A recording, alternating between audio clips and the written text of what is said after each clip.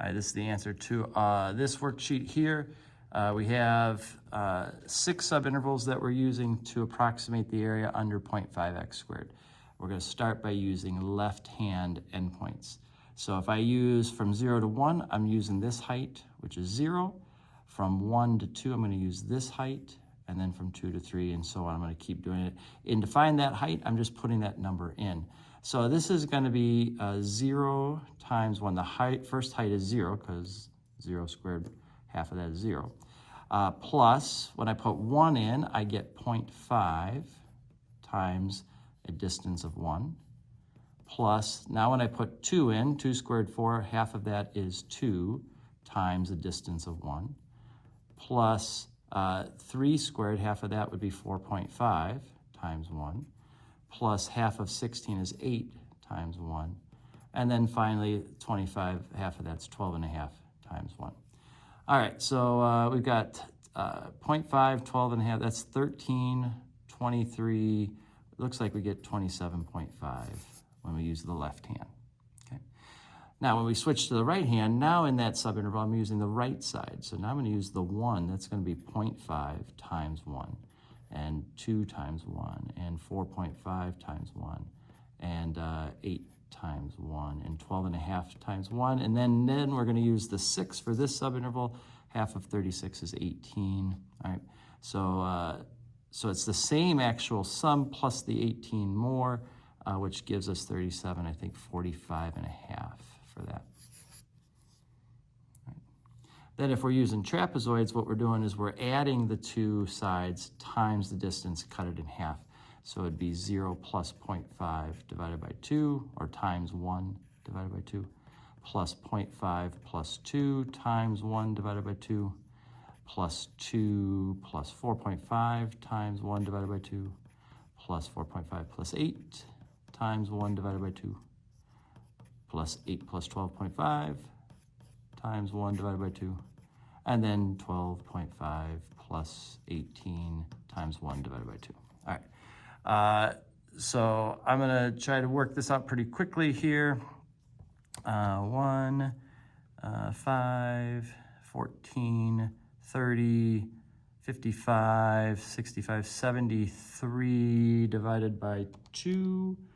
I believe we're going to get 36.5 when we do that. Okay.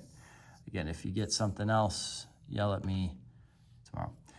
Which approximation is going to give us a greater than the actual area? So the left-hand Riemann sums are giving us something smaller, but the right hand is giving us something bigger. So a right hand for sure would give us something bigger. And then if you do the trapezoids, because this is concave down, the trapezoids also would give us. Now they both, but for different reasons. The right, because this is increasing, the trapezoids, because it's concave up. All right, so now we want to approximate the area under this with 4 subintervals using this. So if I go make this graph here look like this, okay? At 0, we're at a height of 20. At 1, we're going to be at a height of 19. At 2, we're going to be at a height of 16. At 3, we're going to be at a height of 11. And at 4, we're going to be at a height of 4. So if you use the left-hand side, it's going to be 20 times 1 plus 19 times 1 plus 16 times 1 plus 11 times 1. And we get 35, 55, 66, it looks like, for that. For the right hand, it's the exact same graph. I don't have to do it. It's just now we're going to use the right-hand sides. So it'll be 19 times 1 plus 16 times 1 plus 11 times 1 plus 4 times 1. So it's going to end up getting rid of the 20 and adding a 4. It's 16 less, so it'll be 50. But you could just add it up and see that too. Okay. As far as the trapezoids go, we're going to add the 2 sides together times the distance between them divided by 2. So 19 plus 16 times 1 divided by 2 plus 16 plus 11 times 1 divided by 2 plus 11 plus 4 times 1 divided by 2. All right, and if I do that real quick, 38, 58, 60, 90, 112. Looks like you get 116 divided by 58, I believe is what we get. All right. And that's our answer for that. All right, then they gave us this table, and they want us to approximate the distance using these types of things. So for the left-hand endpoints, we're gonna go 20 times the distance between it, which is 5, plus 23 times the distance 5. It looks like the distance is always 5. So I'm doing all of this up until the last thing here.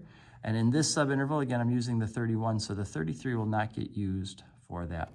All right, so if I do this real quick,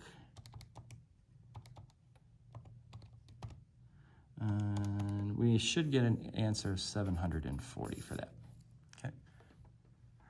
For right hand, it's the same idea, except in the subinterval, we're now going to use the right side. 23 times 5, plus 27 times 5, plus 22 times 5, plus 25 times 5, plus 31 times 5, plus 33 times 5, okay?